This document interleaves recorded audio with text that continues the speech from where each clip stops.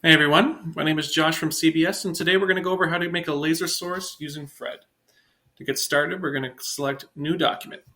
After we've done that, right-click on the Optical Sources folder, mouse over Create New Source Primitive, and select Laser Beam.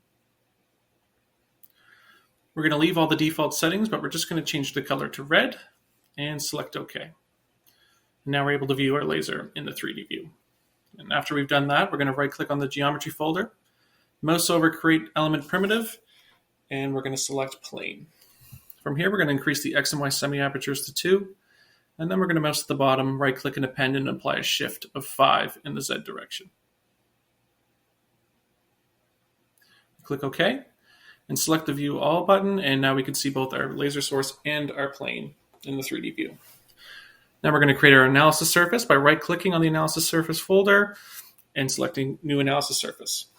We're going to uncheck Auto Size to Data and change the min-max to be 2 and the divisions to be 51 by 51. We then select OK. From here, we're going to open the surface of our plane, and then we're just going to drag and drop the analysis surface onto our plane surface, and then from here we can see that it has been applied.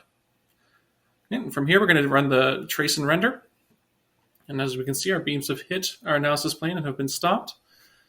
Using the irradiance spread function, we'll be able to see the irradiance profile of our laser beam,